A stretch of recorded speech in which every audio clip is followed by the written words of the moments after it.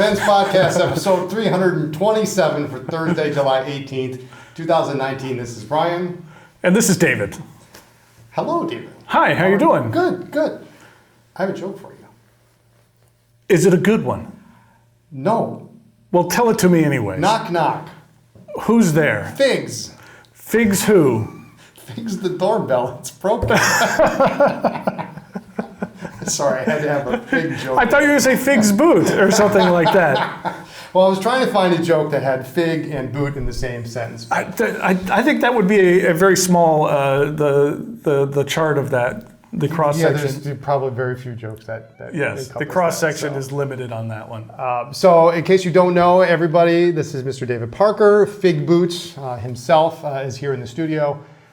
Just showed up at my door and knocked and said, hello, can I come in? So. Yes, I was down in Chicago and thought I'd come up here to make the trek. I learned something new, that my rental car can only go so fast. There's like a speed inhibitor on the rental car. Is there really? Yes, and it starts giving you a little warning when you get close to it, and then when you get to the limit, then it will not let you go faster. So you can't just hammer down and get to the pen store. Well, the limit's 110 miles an hour. Oh, okay. So, I mean, Wisconsin's one of those drive as fast as you want states, right? I think it is. Oh, okay. Well, especially around Milwaukee. Okay. Maybe I might be in trouble coming back down to Chicago. They might be looking for me then, I think. But, it was a white car, so they'll never spot it. So.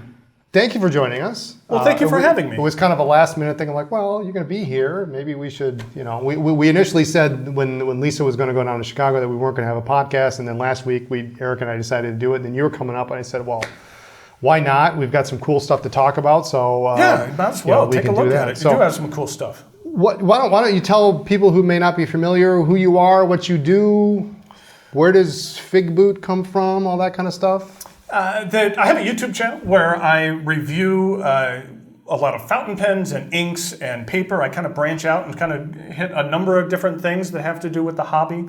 And I typically produce a review once a week, sometimes twice a week. And you can find me at Figboot on Pens on YouTube. You can just search for that. It might be right here. The name Figboot actually is a reference to a book.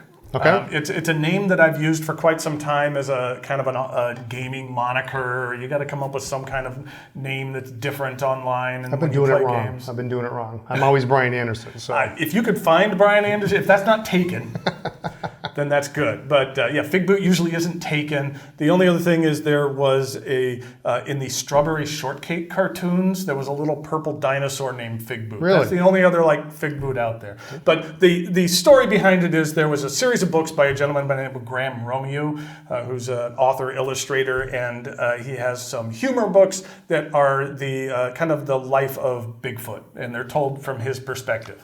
Like there was one called In Me Own Words and Me Write Book, and I Not Dead are the books. And very irreverent, and it's very polarizing. You either pick it up and think it's the funniest thing you've ever read, or you just don't want anything to do with it. But on one of the pages, it has Bigfoot's online dating profile.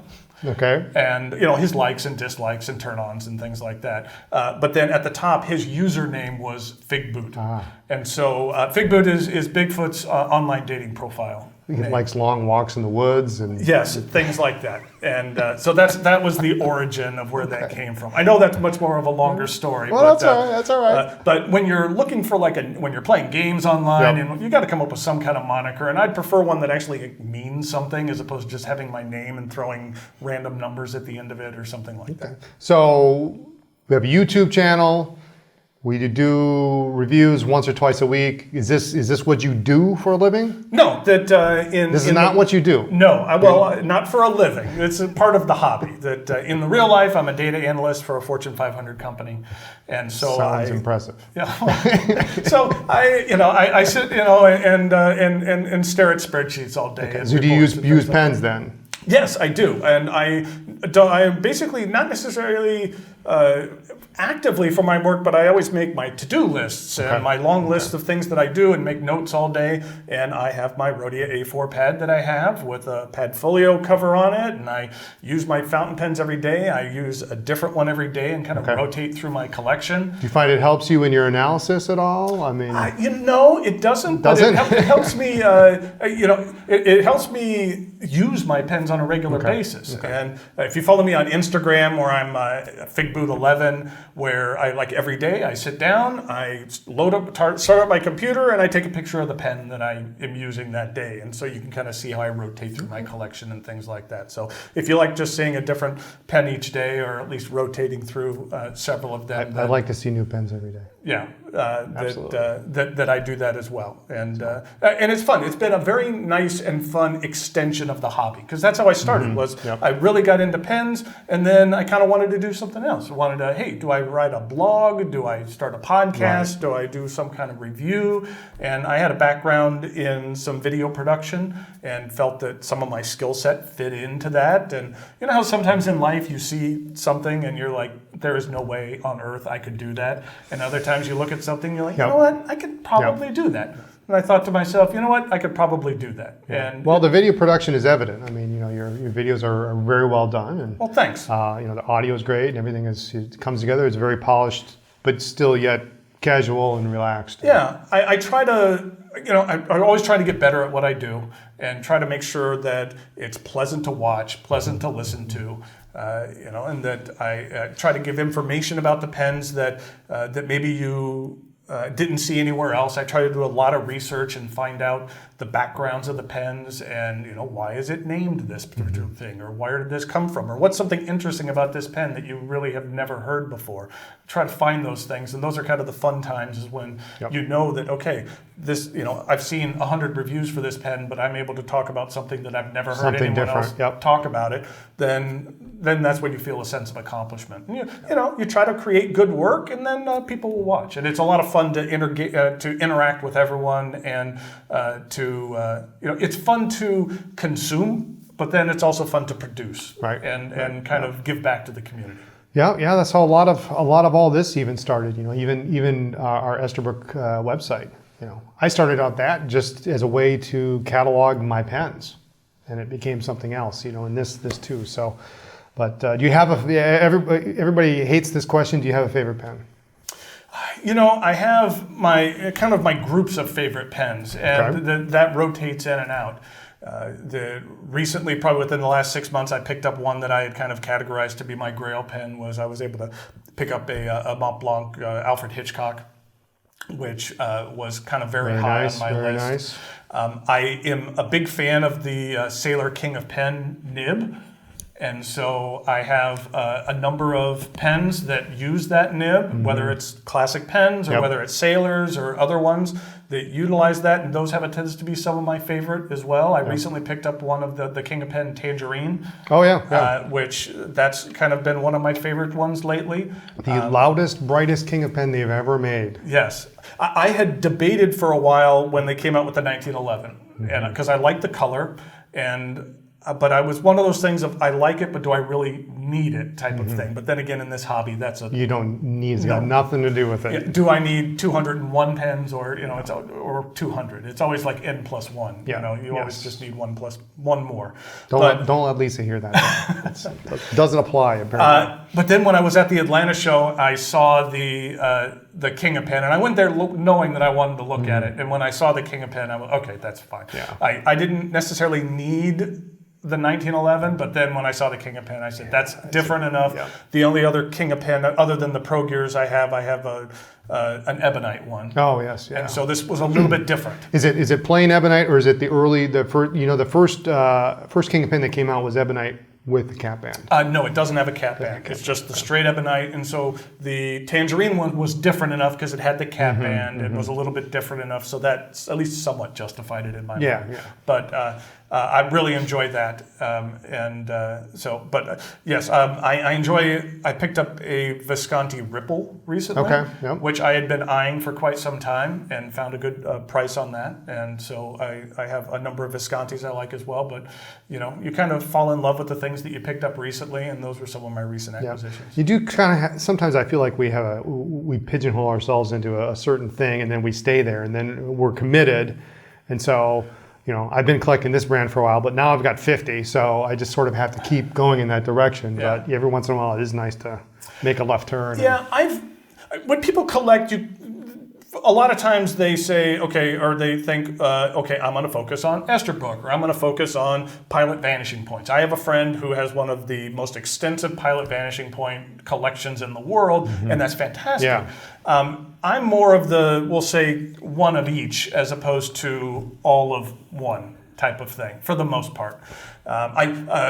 Maybe I'm not that way with the pilots. I wanted to get every one of the Pilot custom line, and so I have a complete, all of the custom Pilot line, which you can only get some in Asia and then some in here. Right. And so I kind of have that complete, and I wanted that with all the 742, 743, 91, 912, and all of those going up to the custom Marushi, which I like. I like all of those a great deal. Yes, yeah, custom Marushi is a great pen. The Ballpoint's actually not bad. Do you have the Ballpoint? No, I do not have the Ballpoint. If you're going to get a Ballpoint, it's actually a really nice ballpoint. Or how about just an adapter? It can just be the ballpoint adapter to pull in the barrel? Well, the ballpoint's actually considerably smaller. Oh, okay. Yeah, so anyway, I don't know.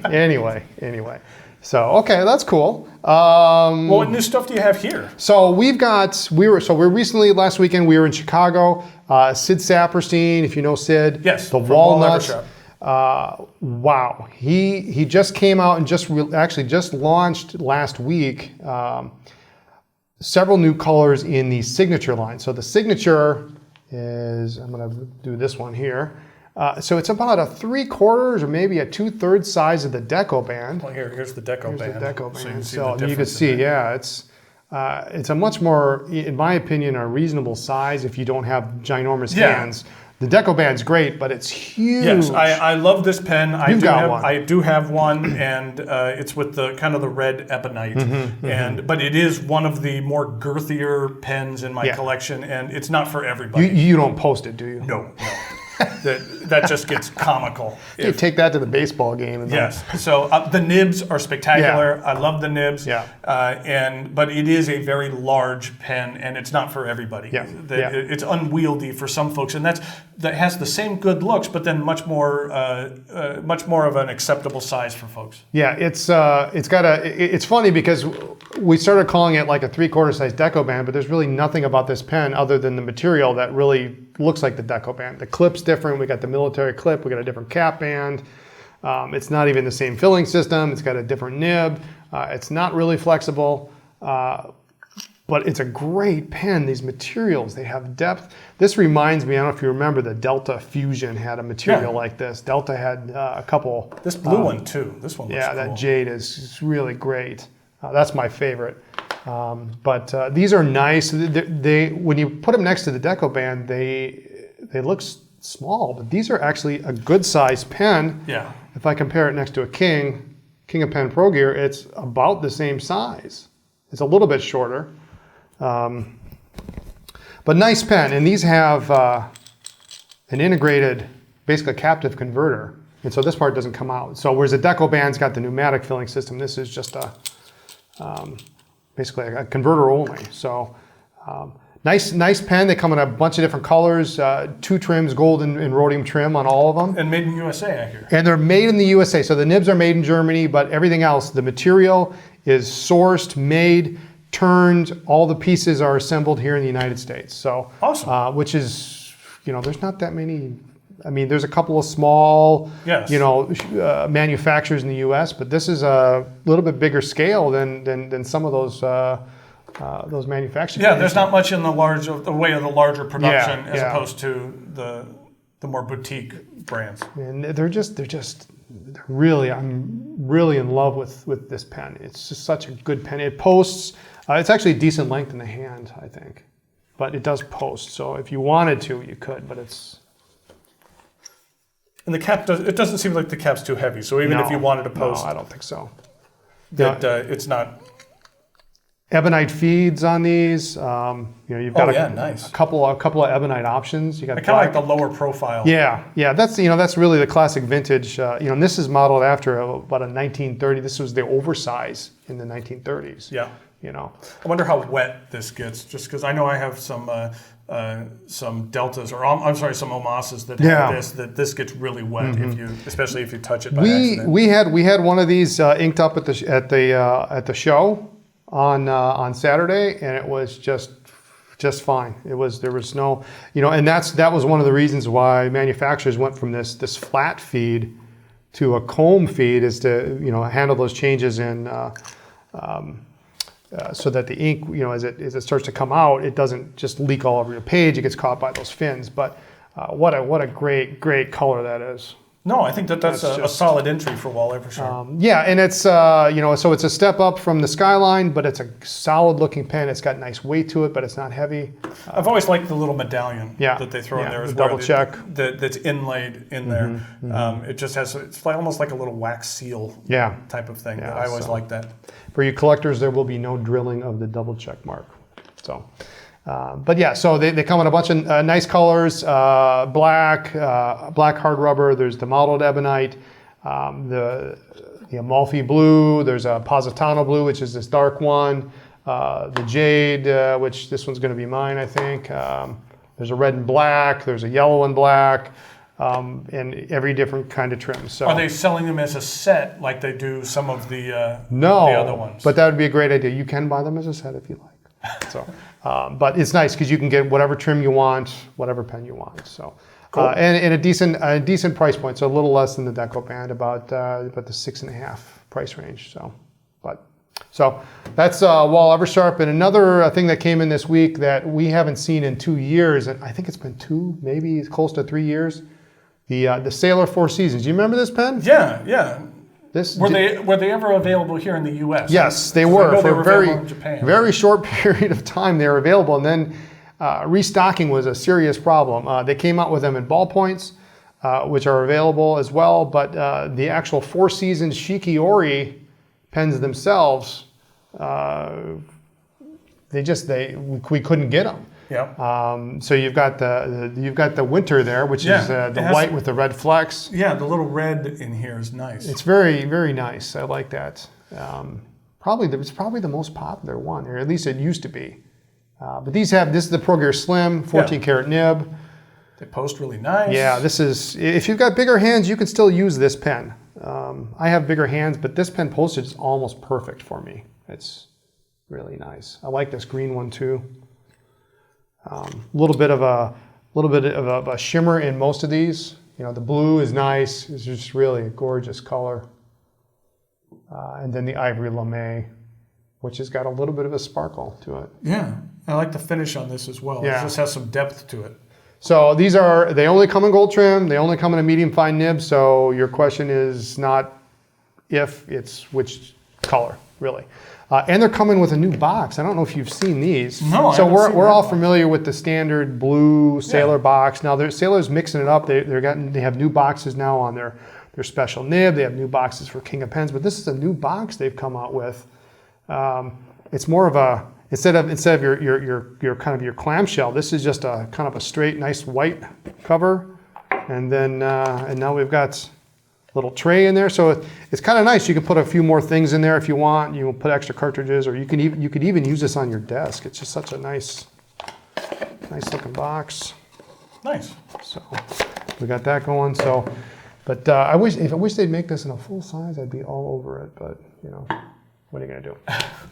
So anyway, Sailor Four Seasons back in stock. The Shikiori, those are available. They're also available in Chicago. So if you're local in Chicago, then you can stop down there and check them out too. So also speaking of Chicago, you haven't actually been to the store there yet. No, but I will be tomorrow. You will be tomorrow. And one thing you have to check out, since we're talking about Chicago, is the special nib set, tester set. Oh, is it of all of the basically like the King Eagle and all of those? Well, or? so there's a new program that's come out, and it's actually called, it used to be under the guise of Bespoke, Yeah. and now it's called Special Nib. And so what that consists of is the Naginata Togi, medium fine, medium broad, and they come in gold and rhodium versions. And then there's 2 trays of 6 pens. Then there's the Naginata Emperor, which is a Naginata Togi with the Emperor tab. Yeah. So there's 3 nibs there.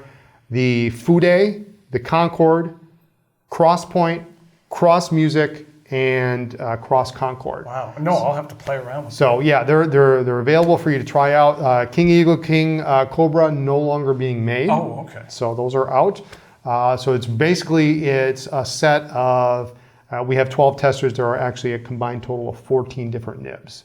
But the 2 of the Emperors, there's only 1 Emperor in the tray. So Yes, my son is traveling as well, and we're actually going to be staying in the Palmer House. Okay. And so it'll be very convenient to go down and visit the store. And my son, who is not into pens, will wonder why I'm spending so long testing all of these different sailor nibs. You can drop them off at Starbucks. Maybe. Yes, and he's wondering, okay, what's the difference in all these nibs? And I'll tell him, there is a difference in all of these nibs. Yep. And so no, that'll give me something to play around with tomorrow. Yeah, and also while you're there, you have to check out the Sailor Ink Studio, which is there. We're eagerly awaiting its arrival here in Appleton, but 100 different colors of ink, and it's available to brick and mortar only. There are actually only, in a few weeks, once we get it in Appleton, it'll only be available in 3 stores nationwide, and 2 of them will be ours. So. Awesome. I'm always looking for a new bottle of ink. And Yeah. especially when it's very helpful, especially when you're at shows or things like that, when you bring all of the samples you really don't get the idea from looking at just the bottle unless you've done your research ahead of time. Right. So anytime you can kind of get some more hands-on feel with it, then it just helps you make a more educated decision. Because I know we've all bought those bottles of ink that you get home and you use it for 2 seconds, you're like, this doesn't hit for me. But we did at least this morning. We still had a couple bottles of 1, 2, 3 left. That's the hot, bar none, the hot ink and ink studio. It's this gray. I don't know if you're familiar with it. It's like a light gray, but it has like this purplish, pinkish sheen. It's outstanding. I'll have to check that out. You use it on Tomo River paper, it'll blow your mind. But we get it in, and it usually sells out in like a day. So we actually had a couple bottles of it left over from our most recent shipment that came in. So you'll have to check that out. So anyway, AP Chicago, I hope you enjoy your stay there. It'll be fun to hear the review. I got a couple of vintage pens. I don't know if you've ever seen these. You know what? I hadn't before you brought that. It was a brand. I will say I'm not as versed in vintage. I'm more versed in modern. So when it's kind of I don't want to say an obscure brand or a smaller brand like this, I'm not familiar with, but I am intrigued by those because they look really nice. So we do a vintage mailer every Friday. So this is kind of a sneak peek of what's going out in the Friday mailer for people. This is a really interesting German brand. There's not much known about it, but it's a brand of a very small pen called a Merlin, and this is the Merlin 33, and there were other model numbers. But these are just the cutest little button fillers you ever wanted to see with 14 karat nibs. And you said these were from the 40s. These are from the 40s, yep. The condition of these, were they new old stock? These are actually, these are new old stock. Because they look amazing for being 60 years old, 70 years old. I mean, I hope I look this good when I'm that age. But they have cool patterns. I mean, look at this blue stripe.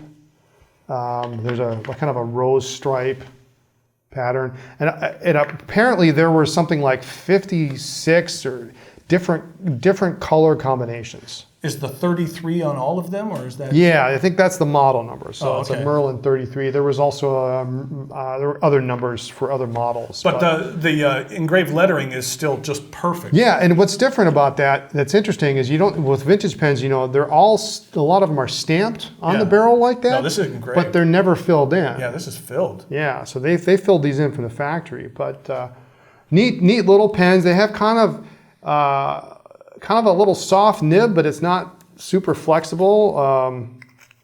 It's got some give to it. I think what's amazing about this is while the metal has a vintage feel to it, just the cap and barrel just don't necessarily look like they're 70 years old. Yeah. I mean, it looks like it just came out of the factory today. Yeah. So the long and short story of how these came about was the distributor for Merlin, I believe as the story goes, and correct me if I'm wrong, anybody, the distributor passed away, and they literally had boxes of caps, barrels, blind caps, nibs, and they ended up selling them, and they just assembled them after this guy passed away. But here's one that's kind of a pinkish color. That's a cool stripe pattern. Yeah, I like that. Neat. So I can't imagine 56 variations on this pen, but we've got some blue, orange, and red, and button fillers. Really, really very dependable. And you just unscrew that. I mean, you can even see the ebonite dust from when it was cut. I mean, it's just just push down on it, boom, it's filled. So cool little pens. They're not. I mean, I say little, but it's what, Pro Gear Slim size, a little bit smaller than Pro Gear Slim, or like a Vacuumatic size on. Yeah, like a little, maybe a Vac Demi or something, maybe. Yeah. Nice little pen, not terribly expensive. You want something to play around with, something you don't have to worry too much about. That's your pen. So, always, I don't know where I found these. I have boxes in my basement.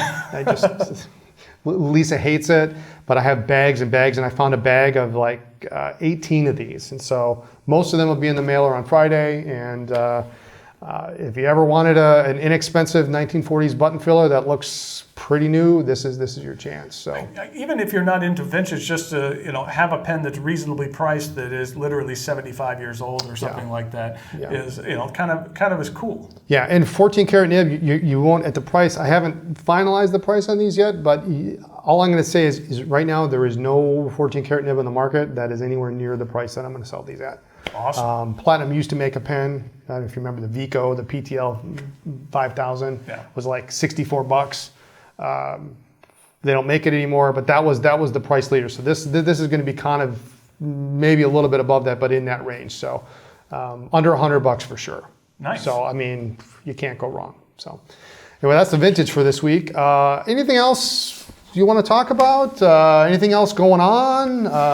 I'm looking forward to the DC show. Okay, coming up. That's coming up in a couple weeks. Yeah, DC is coming up, and that's always a nice chance for everyone to get together and see a lot of folks. And that DC is always, you never quite know what you're going to get with the DC show. And so some years are better than others. And so hopefully this will be a year where things run smoothly. You got anything on your list that you're looking for? You know what? What I want is something that I don't know I want yet, if that makes sense. Okay. Like a good example is last year, I came across the Pen 18111s. Okay. I'm not sure if you've seen those before. But, I've heard of them, yeah.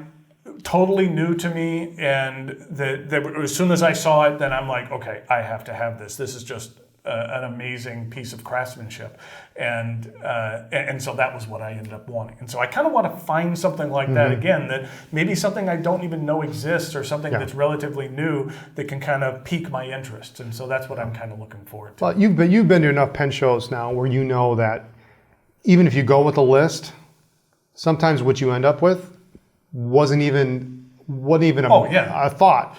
Especially when someplace like DC, where you get some people that come in that maybe this is the only show they go to. They might be coming over from Japan or from Asia or from Europe, and they they're a relatively new company, and it's something that really they're making their debut, and so those are the kind of things that I think would be interesting, is to kind of hit on the things that aren't necessarily to the forefront of everyone's mind yet, to try to get ahead of that. Yeah.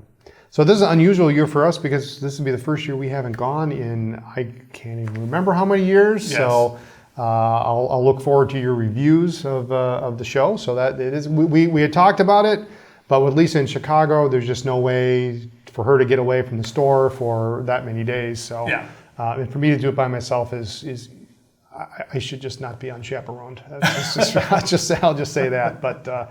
I look forward to your review. It'll be a good show, I'm sure. So I don't, I don't go to a ton of shows. I go to the Raleigh show because I live in the Raleigh-Durham area. I go to the Atlanta show and the DC show, which are about 6 months apart from each other, and so that's kind of a good spread for me. Yeah. So I'm not, if you really dedicated yourself, you're going to one a month or something like that. And you guys did that grind for quite some time. And I'm going as an attendee. I'm not selling goods and it's Yep. not paying for itself, and so they're in a way pleasure trips, and so I kind of limit the ones. I think next year I might try to go to San Francisco just because I've heard so many fantastic good things show. about that Real show. good show. I know they have a fantastic pen community there. Last time I was in San Francisco, some of the pen posse actually got together in a little impromptu meeting to meet up with me, and that was a lot of fun. The only thing downside is that usually it's very close in time to the DC Yes, show. yeah, usually a couple weeks. Like a week or two later, and for me, I'm taking off for work to go to Yep. one, or taking off work to go for another. But next year, I might bite the bullet and go to both, just because I've heard so many great things about the San Francisco show. Well, in San Francisco too, you've got a couple of vendors there. Same thing, that being on the West Coast, you've got a couple of vendors from Japan that come. Yes. And so it's easy for them to get to California. Yes. And there's some amazing things there. So. And the San Francisco show is kind of developing a much more of a better reputation than the LA show. So. Well, I mean, now LA looks like LA is going to be in a different venue this next year, though. Yeah, but is it going to be open for more than a day? I look forward to your review of the DC show. It'll be really great. I highly recommend San Francisco. So we're actually, we'll be, if you haven't been to Columbus, you ought to try to make that one of these days. Terry does a fantastic job of organizing Yep. the Raleigh show, and that's one of the things you really appreciate, and I'm sure you appreciate as well, being a vendor going to shows, is the ones where it's run very well makes it that much easier for you. Yeah, it's just like it's if they run it as well as somebody like Terry does, you can go in, you can do your business, you don't have to worry about it. Yeah. It's one less thing you have to worry about. So Terry does a great job with that, with the Triangle show, and I've heard he does good things with the Columbus show as well. Yeah, Columbus is basically like 3 times the size of Raleigh. So it's it's a lot of great vintage, and the auctions are they're too much fun. So I may be doing that one solo, and we've already agreed, Lisa and I, that I may do that one solo, and she knows I go to the auction, so it is what it is. And the auctions can be fun. Yeah, and they're not all vintage too. That's the thing. They've been creeping a lot of modern stuff in, because as we start getting a younger crowd coming to the shows, and we're actually even getting some of these so-called vintage collectors are now, you start seeing them. They're crossing that gap, and they're coming over. Oh, well, I've got 15 vanishing points. What? And you know that they only collect hard rubber Parkers or something. Yeah. And you find these people they're crossing over into modern. So the auctions are now starting to have limited edition vanishing points and Omos and Aurora and all these other modern brands. So it is becoming a well-rounded auction for everybody. I was able to go to an auction once, not at a show. I've been to the Triangle show has an auction, but there was an auction maybe 5 or 6 years ago near Charlotte. And it was, apparently it was the estate auction for this collector, and while they tried to get as many pen people there, there wasn't tons. I guess they had some people on the phone, but I show up there because it was maybe about 2.5 hours away from where I lived, and there might have been 10 people that were actively bidding on things, but then there was some very high end. Was it all pens? No, it was just a regular estate. Regular estate, but then it had a bunch of coins and watches and pens, and that this guy must have had the in with some retailers, because it was like all these limited edition pens that all had the same limited edition number. He had number 8 of this one, number 8 of this. Right. So someone was setting aside this for him. But I'm trying to remember everything, because I was somewhat new into the hobby at that point in time, and my goal was to go there is because they had 2 Mont Blanc 149s that were new, unused, in the box. Good place to get them. Yeah, and so that was my goal. I didn't have a 149, and this was going to be the most money I ever spent on a pen before, and I wanted to try to find one for the most reasonable prices I could, and it was fun to go to the auction and do it. And there was 2 lots. I actually got the first lot at like a very reasonable price, more probably half of retail price, and it was brand new, unused, in the box, and perfect. Still have it? Yes, absolutely. I ended up walking away with a vanishing point, that Mont Blanc, some inks, and but I was happy. And there was a lot of high end stuff that was some of this crazy high end stuff that was wasn't things I was going to purchase that were more like art pieces. Okay. Yeah. But it was fun to go to the auction, especially when you had a plan. It wasn't. I had my plan of I want this pen and what do the research and what does it retail for? Yeah. How much am I going to pay for it? Because you don't want to just overpay because you're in the moment. Yeah. And that was a lot of fun. And then the fact that I actually walked away with what I wanted to made it that much more special. There's a lot of energy at an auction. Yeah. And you're right about the auction is like the polar opposite of actually going to a show, right? Because like I said, you can start a list and you go to the show and you end up buying something you never thought of. At an auction, there's nothing else there. Yeah. And you have to know. You have to do the research because otherwise you will end up paying more than retail, or you'll pay close to retail. Or then you got to throw in the fact that I can't remember how much, 20%, or they throw on commission fee, the commission fee, and so I had to do all the math. Going okay, if I go there's my line, because at that point then it's unreasonable. And it can go by quick if the auctioneer is very quick. You have very little time to make a decision. I think I lucked out because a lot of the people that were there for some of the high-end pens, and because people were bidding online and by phone, and they were going for the real high-end stuff. And so I was able to come in, and all those folks, I guess, already had their 149s. Yeah. And so I was able to come in for a couple of other pens and get them for really good prices, I think, because they weren't necessarily in demand for that group. Right. Yeah, and that's the thing with an auction. You never know who you're bidding against. Oh yeah. And you could be the only one in the crowd that is even remotely interested in pens from a particular manufacturer. The regret I had was they had a box with loose pens in it, and the bid was like you would bid for however you would bid, and then whatever the bid was, you could pull as many pens for that price. Yeah. So let's say $25 and you win, I could pull out 10 pens from there for $250. And a few of us looked in there, and I just didn't see anything that I wanted. And then it went for like $25, and the guy in front of me went up there, and then as soon as he went up there, I saw it, that there was a silver Dialogue 3, a Lamy Dialogue 3. And it was I already have a black one, but it was the fact that he just reached in there and grabbed the first thing he saw, and so he got a Dialogue 3 that was working in perfect condition for $25, and that was the one I kicked myself about, because I was like, I could have, if I would have saw that, I would have picked that up for $30 or whatever it was. Even double the price, $50. But things like that are little nuggets that you can find at auctions. So I can understand how they can kind of get addicting.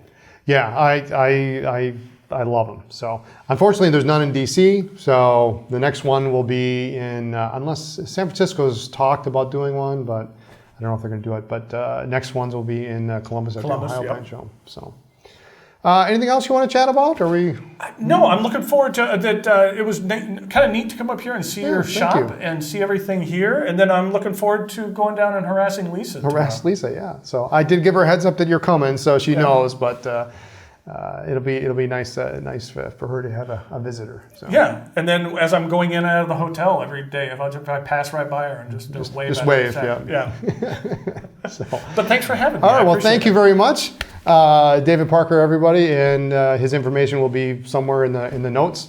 So do follow him on YouTube and Instagram, and for the rest of us, so we've got a mailing list at the bottom of every page. Of the website, you can sign up for things like our vintage mailer that goes out on Fridays and on Tuesdays.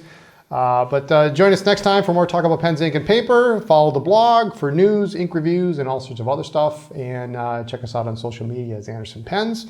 And we already talked about the store in Chicago, ground floor of the Palmer House Hilton, open 7 days a week. And you can find us there at chicago.andersonpens.com. Like this video. I was doing this. This video, and I did this. No, like this video, subscribe to the channel, and we'll see you next time. Bye. Bye.